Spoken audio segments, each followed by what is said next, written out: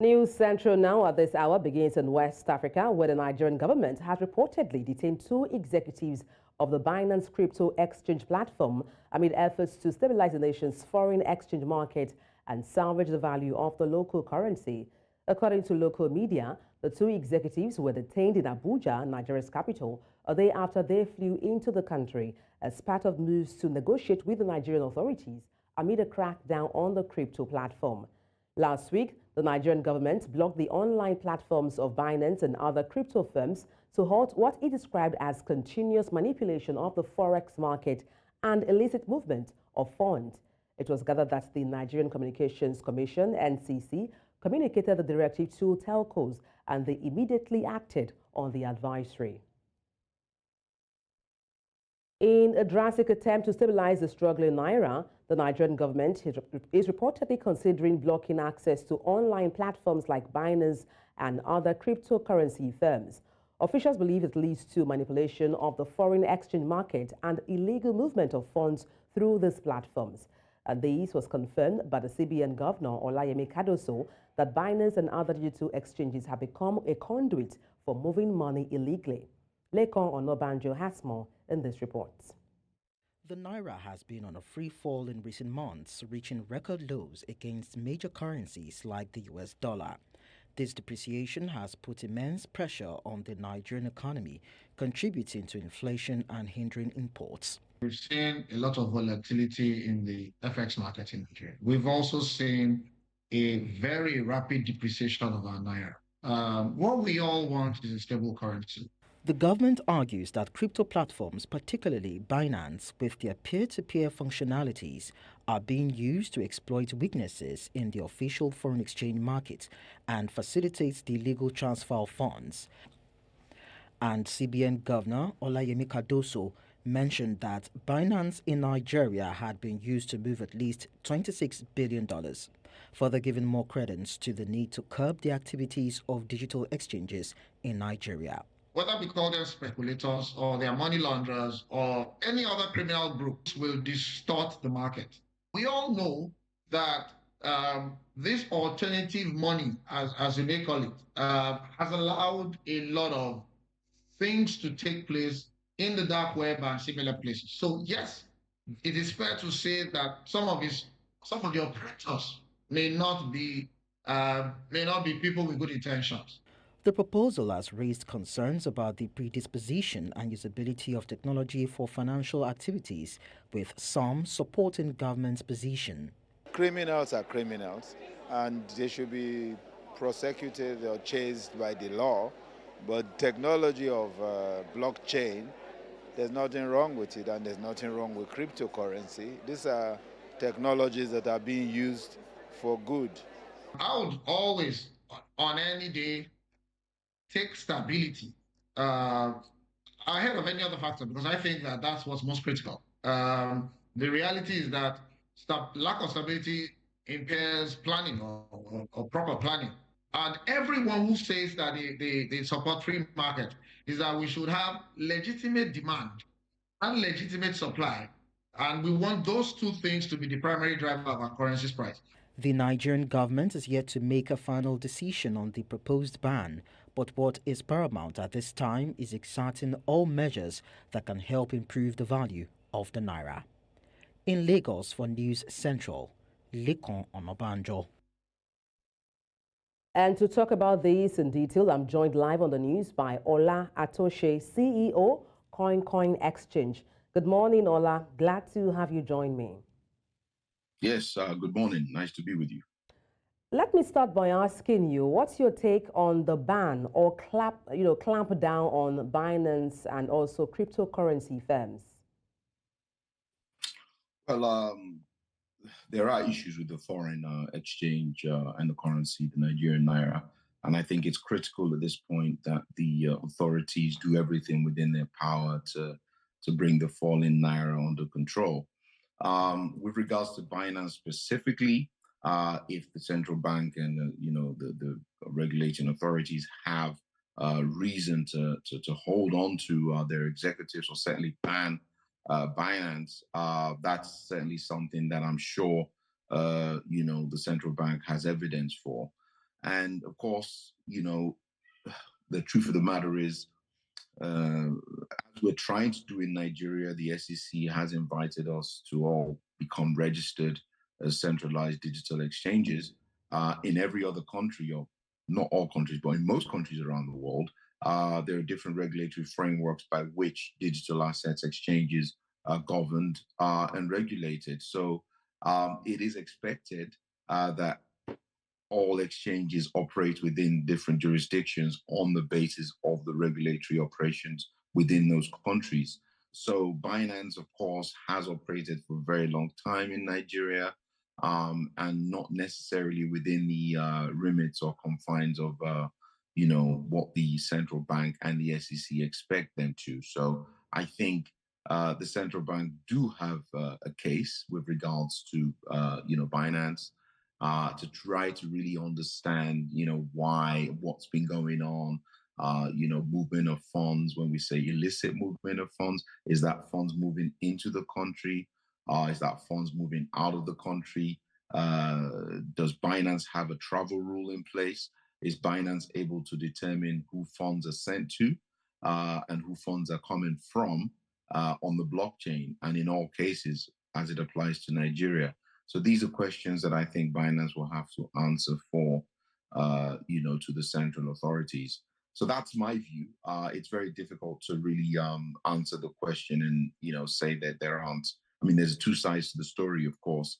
As an exchange, Coincoin has begun speaking with the SEC in Nigeria.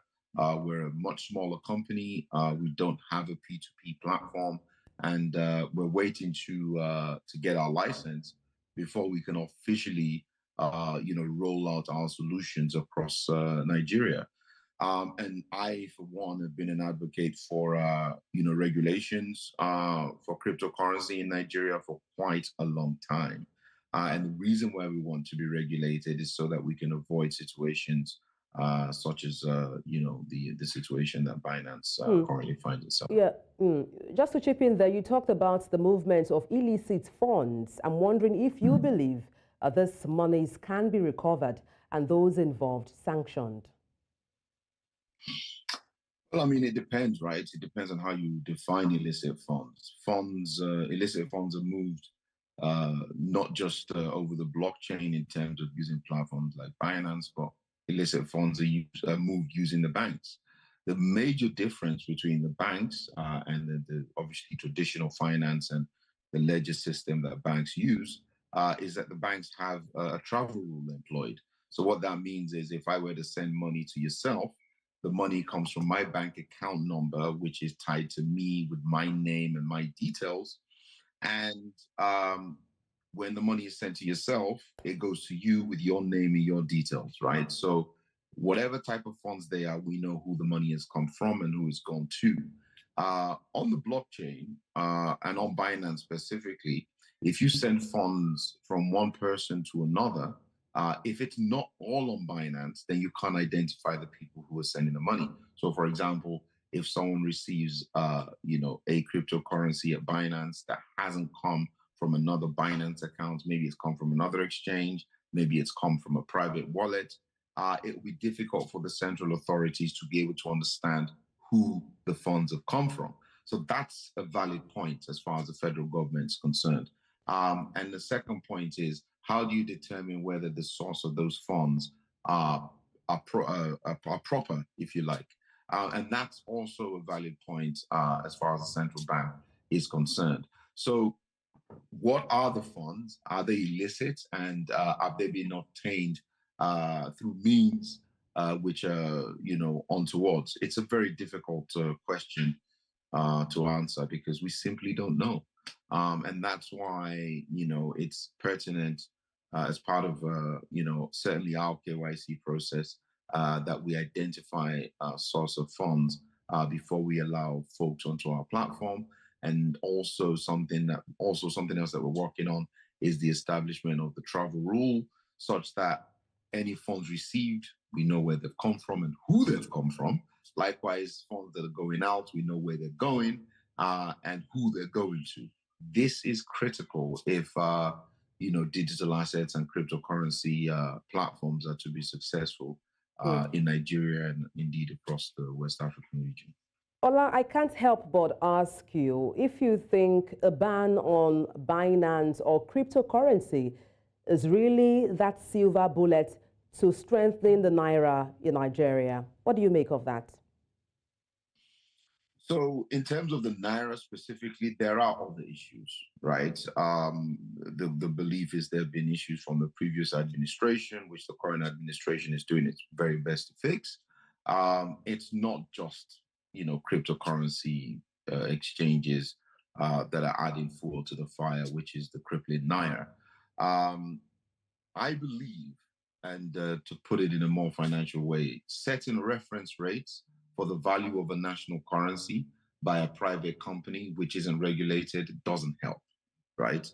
You can't really have an international currency, a national currency, like the naira, and the reference rates for that naira being set in real time by orders which are coming in and out of that system publicly without the oversight and the regulation of the central bank.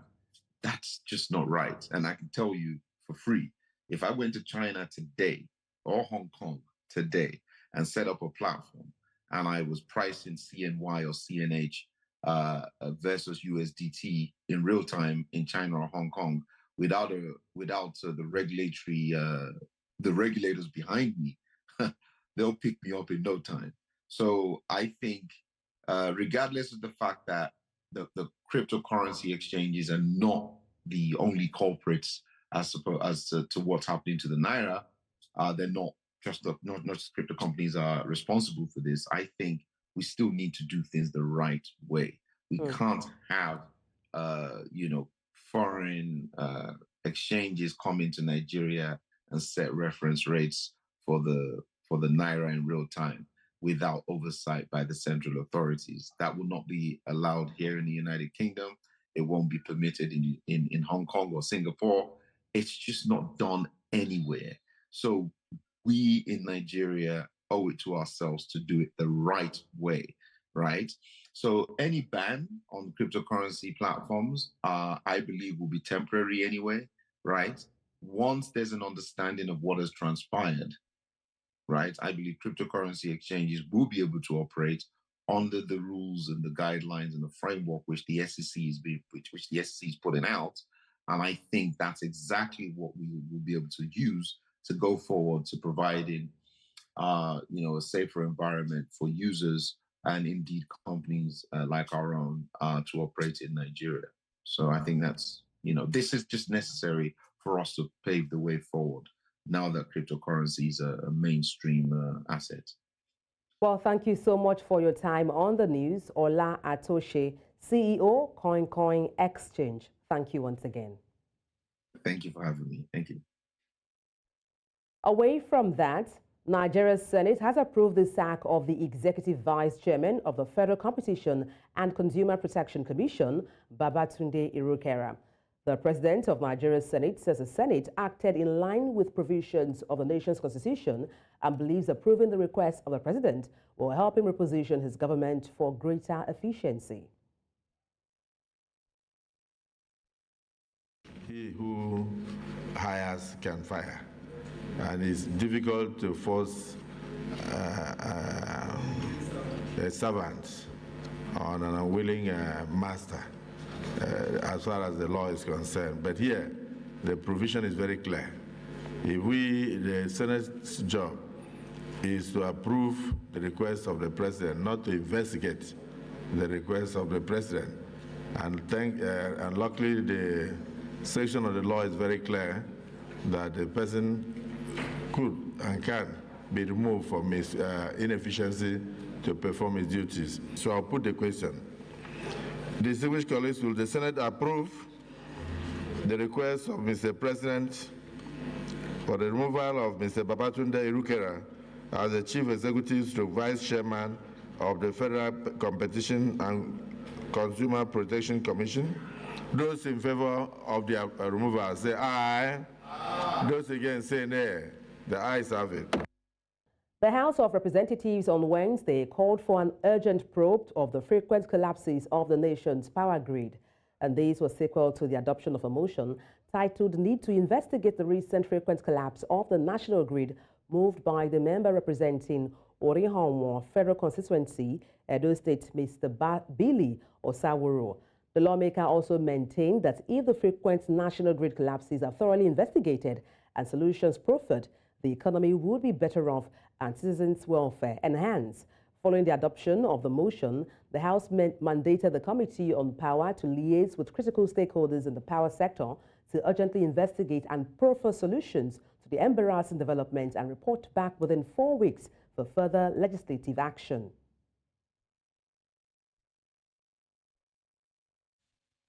And to unpack these, I'm joined by Catch Onono, a political analyst. Good morning, Catch. Glad to have you join me. Thanks for having me. It's good to be here again. All right. What do you think about the House of Representatives' call for urgent probe into the recurring collapse of the national grid? Well, I am sure they know from insider information what the problem is, but they probably believe that an open public hearing where the different people will come and then state their cases may actually be a better way to force these issues on the front burner. We have no doubt going on, but now they want to publicize it. I agree with them, because sometimes in Nigeria, if you do not publicize this way, the authorities concerned might probably just allow it to still stay underneath the carpet. So I think this is a welcome development. But what's your view on the power sector in Nigeria? Is it a question of policies or reforms that could help improve the status quo? My view is very simple. A lot of the people who bought the power assets are now living as rentiers. They were supposed to buy and then overhaul the systems and put in more money, but that's not happened. Just take a look at the recent case in the East. The assets acquired by Mr. Mekofor and his consortium seems to have now fallen into the hands of rentiers. The only improvement we have seen is the sudden investments by Geometric into the Aba Ring First areas, which covers only 9 local governments. Ask yourself, what has happened in the other areas covered by the Eastern Electricity Company? Nothing. They just stay there, collect rent with no investment put into it.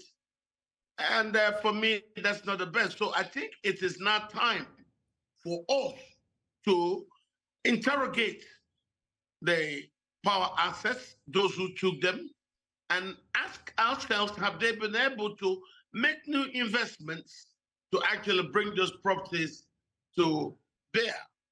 The answer will be no. So for that, the government has to do something.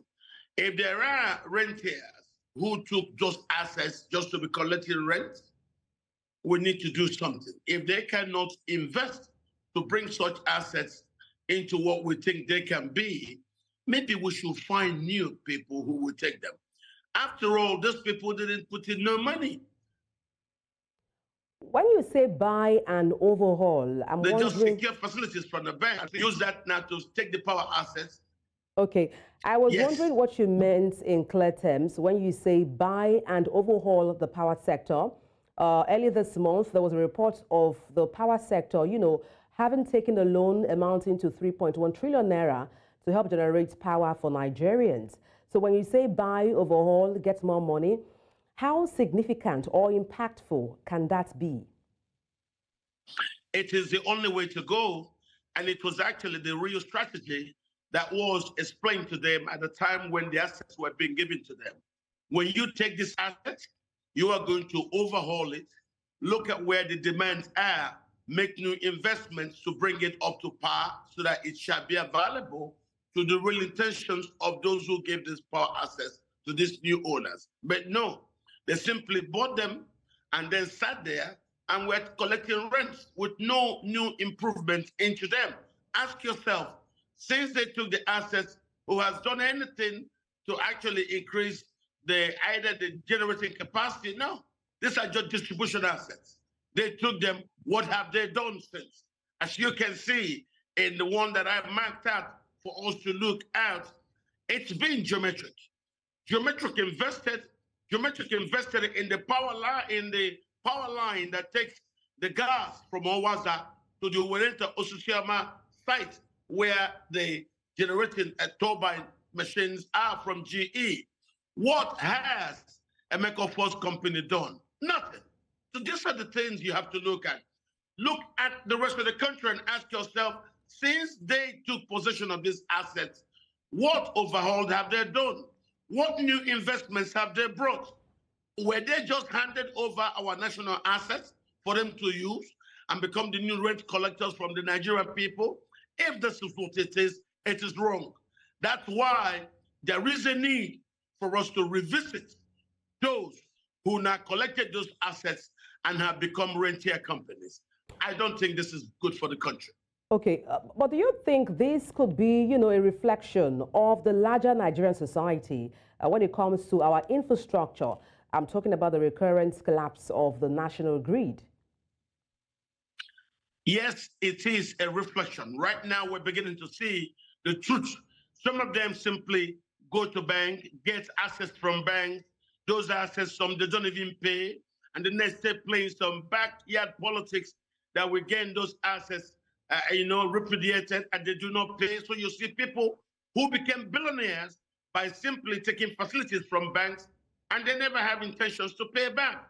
Why are they being allowed to keep the national assets, which they now took through such scams? I think it is a time now for us to sit down and interrogate such acquisitions. It's not been done in national interest. And look, there are things that I believe, and I was talking the other day, and I agree with what I heard from President Obasanjo. A lot of the power assets that he actually commissioned from the 3.7 billion, which he signed, that were guaranteed by bank APGs, are today lying fallow. In Imo State, you have in Egbema a 385 megawatts capacity abandoned. Not just that in Egbema, there are a lot of these assets abandoned midway. These are money. The one abandoned in Egbema was actually handled by Mr. Arubebi Johnson's rock engineering. A lot of such assets are all over the country. Chief Arubebi Johnson was the former chairman of Arik Air. A lot of those people who got their hands burnt by entering those power businesses, why don't we now find, now that the government has exercised electricity from the exclusive list, let the governors take those assets located in their states, try to now find who they can do, if it's possible, get.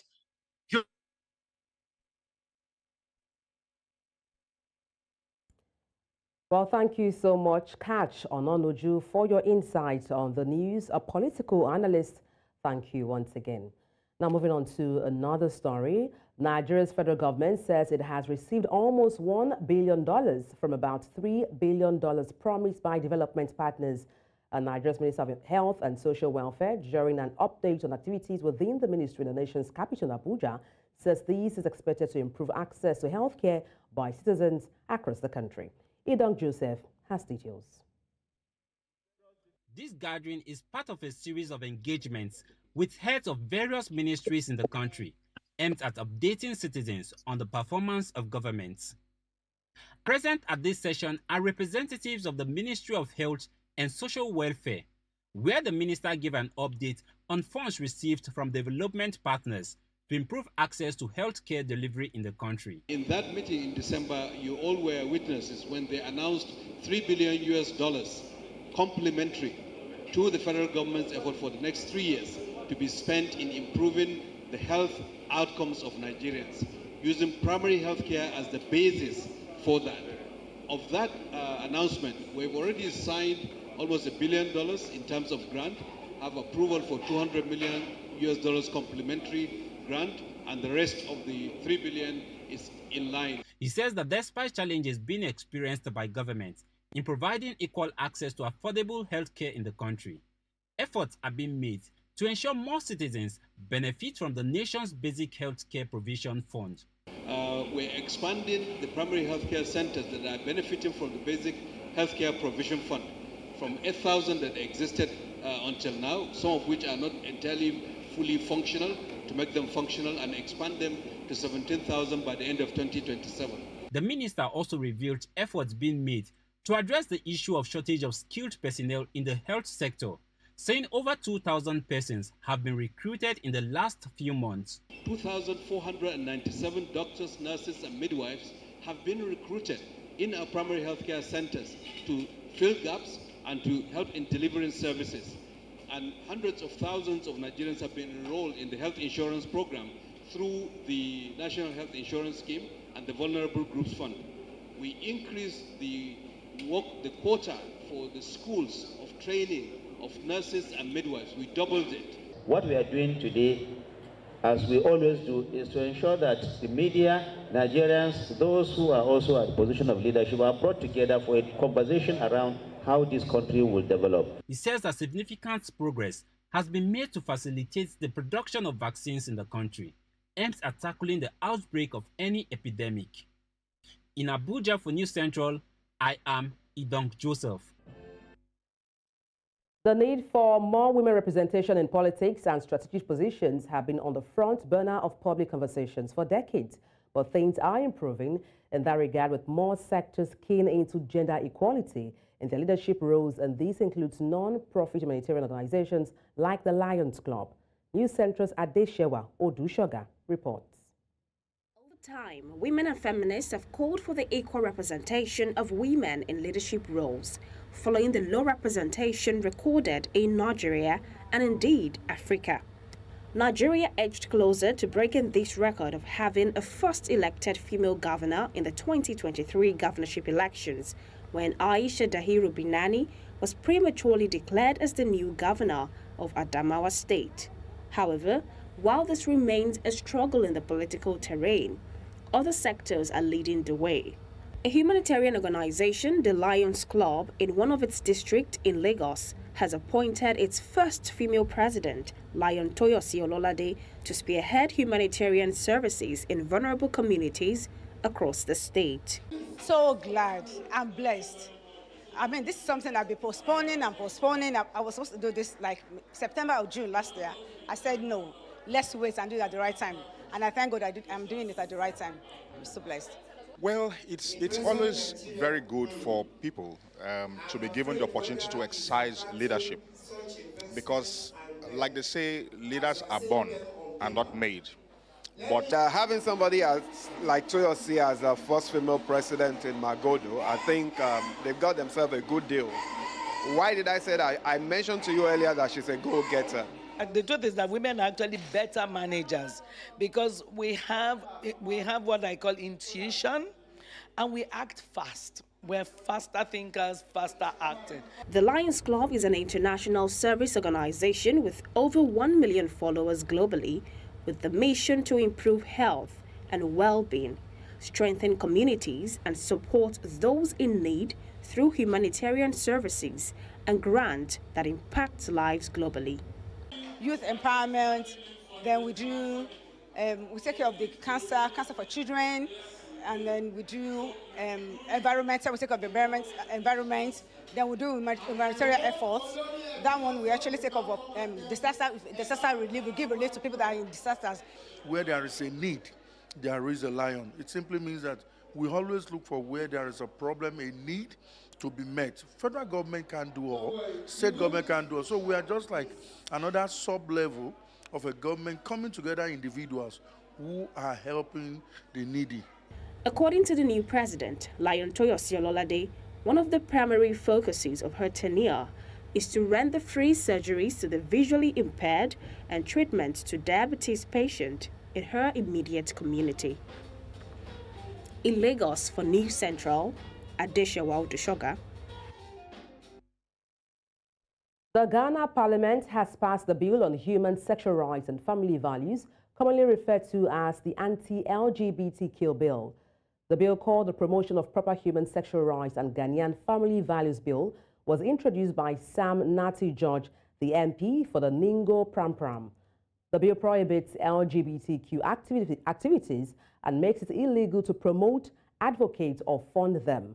Local media also reports that individuals caught engaging in the activity could face a jail sentence ranging from 6 months to 3 years, while those who support or promote the activity may be sentenced to 3 to 5 years in prison.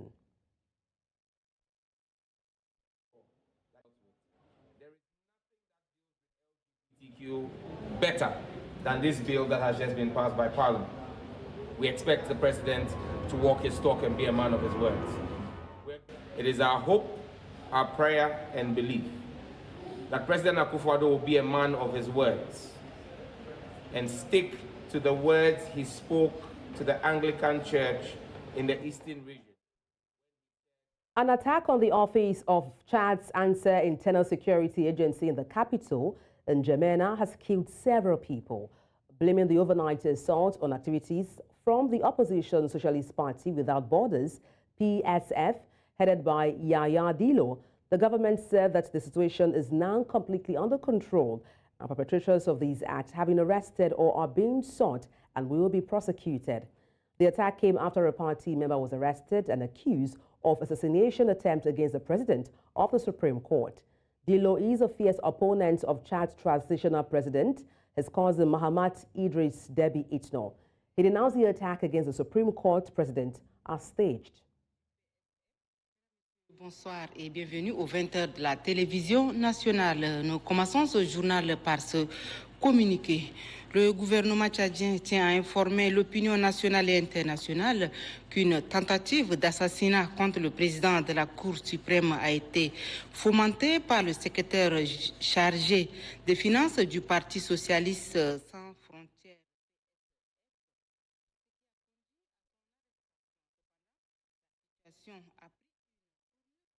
The South African Independent Electoral Commission has outlined the roadmap and key cut-off times and dates for the upcoming elections. The electoral body was speaking at a media briefing that was held earlier in the week in Centurion. And this marks 30 years of electoral democracy in South Africa and also the introduction of novel experiences for the first-time voters. And to talk about this, I'm joined live by Msoto Umwepia, Chairperson of the Electoral Commission. Good morning from here. Glad to have you join me. Wonderful. Thank you for inviting us. It's good to be here. All right. So tell me, how prepared is the Electoral Commission for the upcoming South Africa elections? You know, we have taken every effort.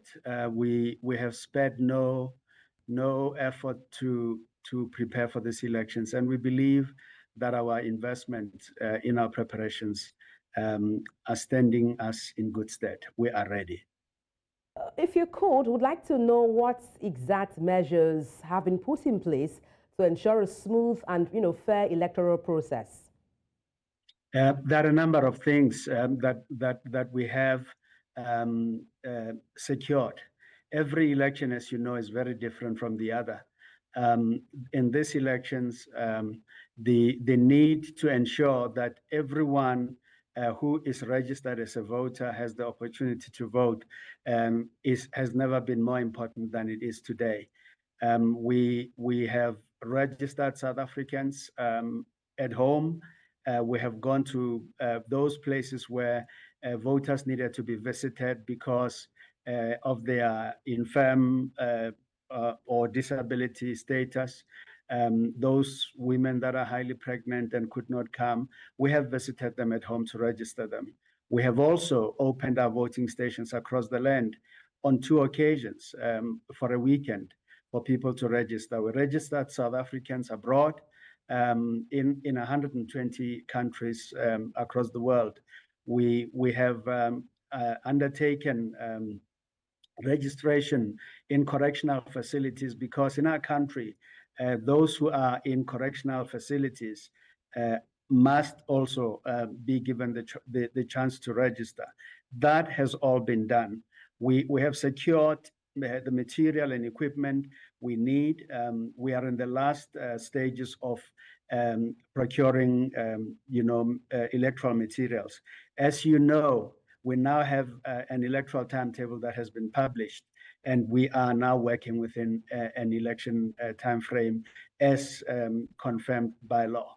It will require that the last item we need to procure, which is the ballot paper, will be ready once the cutoff date for the submission of lists of candidates is undertaken.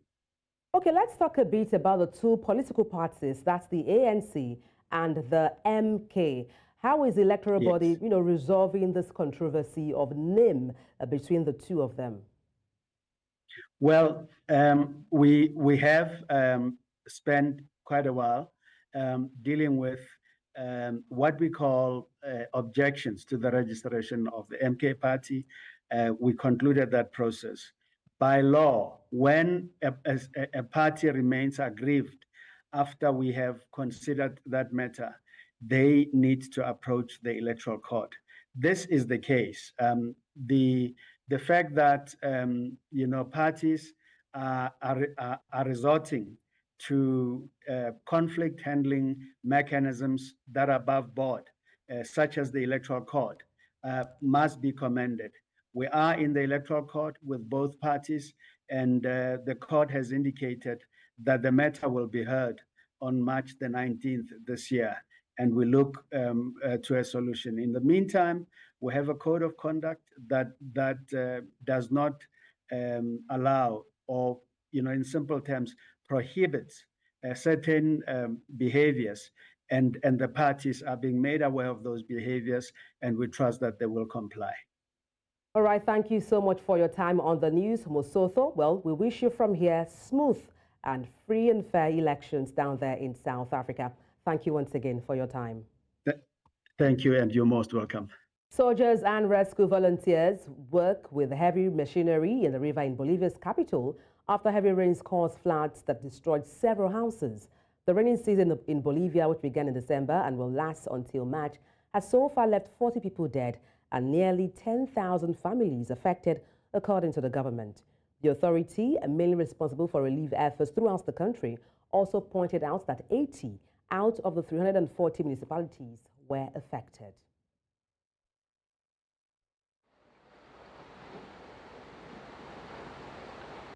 Hay familias afectadas, aquí arriba una familia de varios niños, y todo este sector está también afectado, de tal manera que nuestros dirigentes han solicitado ayuda a diferentes instancias y desde ayer están apoyándonos para armar los gaviones. Nosotros como vecinos tenemos que ayudar a armar los gaviones, enseguida van a sacar y estamos armando ese fierro, mientras los otros están llenando con piedra esos gaviones para, de alguna manera, que el agua no siga afectando, y esta parte del camino, como ven, estaría totalmente afectando todas estas viviendas. Queremos evitar esas. No duermo, la verdad, no duermo ya 2 semanas, hermano, no hay caso de dormir.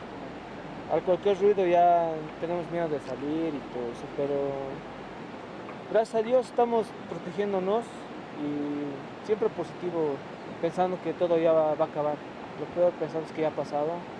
Esperamos que Dios sea así y que ya estemos más tranquilos. And that's all on the news at this hour. But before we go, let's take a look again at some of the major stories. Nigerian government detains Binance executives amid crypto crackdown. The Ghana Parliament passes anti-same-sex legislation into law. Several killed in an attack on Intelligence Services Office in Chad.